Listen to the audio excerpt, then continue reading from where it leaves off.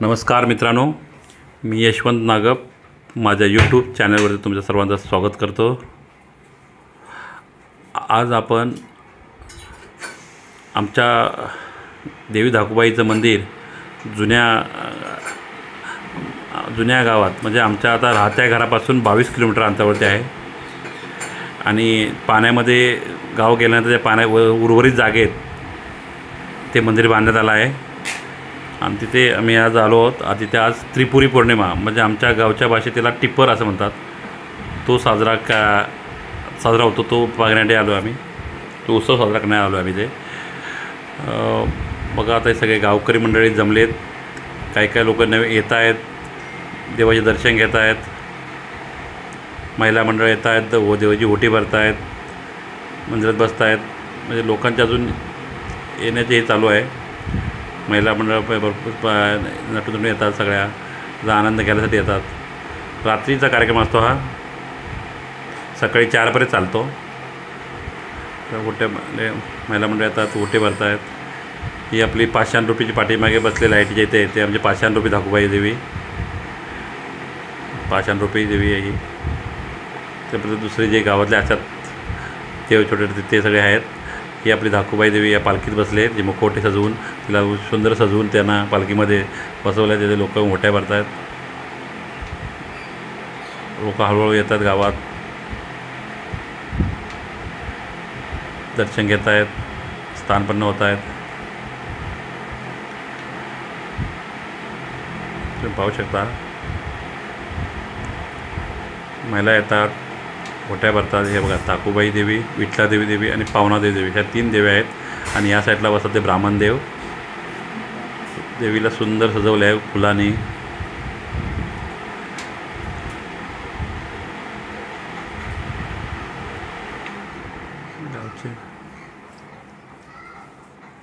गावचे पाटी हे आता भजन चालू होईल, त्या भजनाची तयारी करत आहेत लोक।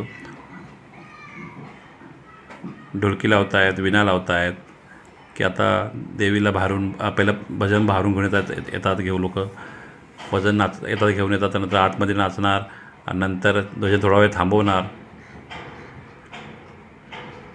आणि नंतर देवाचे टिपर पाजळणे म्हणजे पंत्या लावून ठेवायच्या। प्रत्येक आपले पूर्वजांना स्मशानात जाऊन तिथे निवेदन ठेवतात। हे त्या जुन्या गावातून आणलेले देव आहे, ते बाहेर ठेवलेले असे आणून प्रत्येक गावामध्ये असतात असं।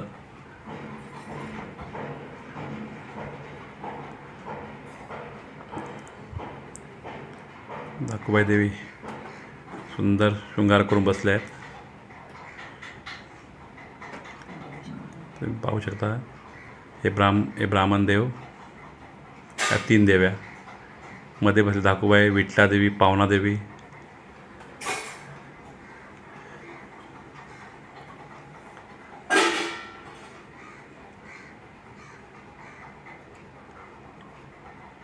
इथे पाहू शकता तुम्ही 500 रुपये धाकूबाई देवी। सुंदर फुलांची सजावट केली आहे।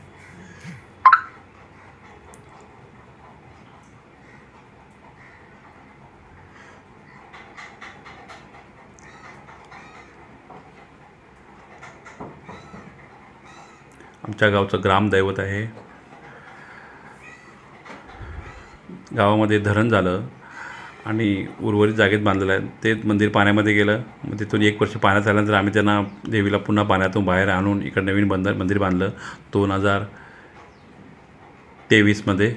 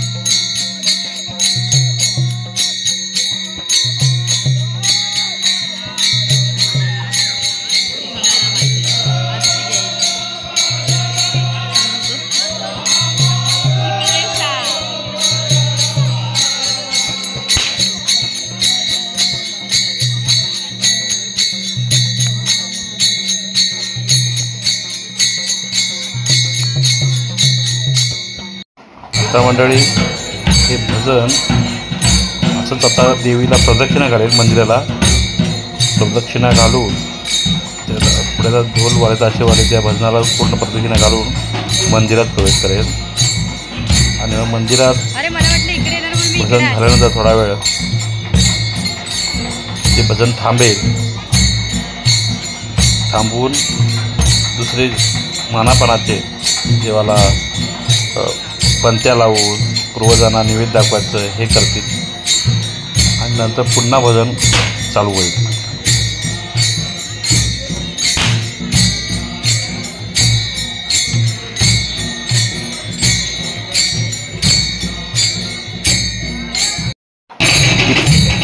टिप्पर म्हणजे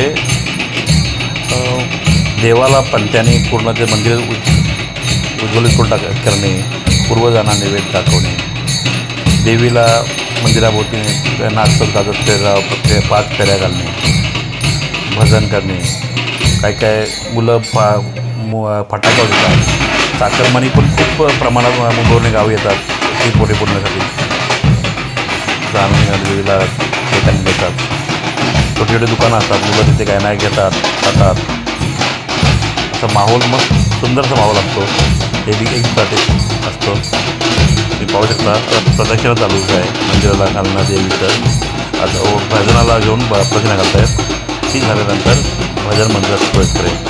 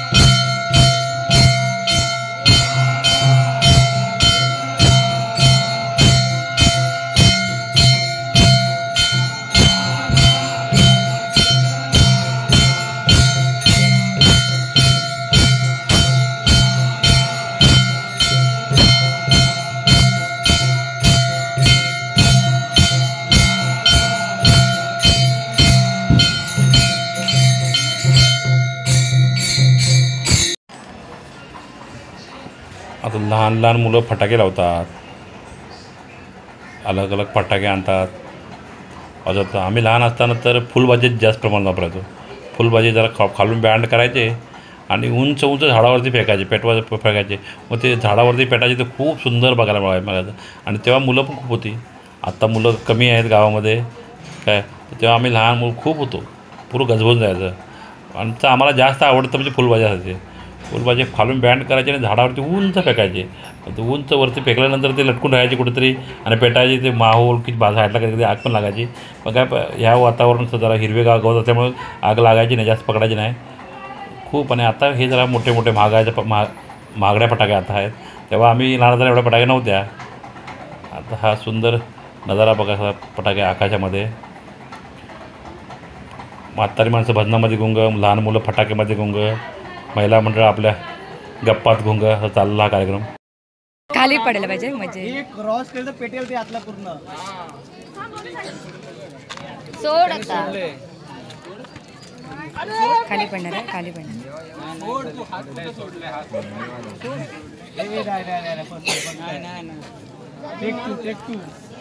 ते जाते सोड सोड. ओहो भेंडी बाय. एवढा कर. हे कुठे जाते? अरे माझा मोबाईल कुठे?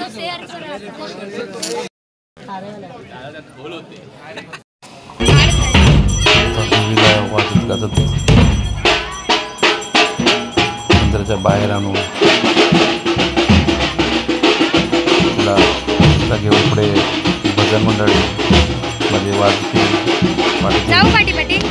5 प्रदक्षिणा करावी मंदिर सभोवताली. त्याच्यामध्ये दोघी नाचत फेरीमध्ये निवडून आले चाकरमध्ये तिला नाचवतात, नाचवून फेरी घालतात.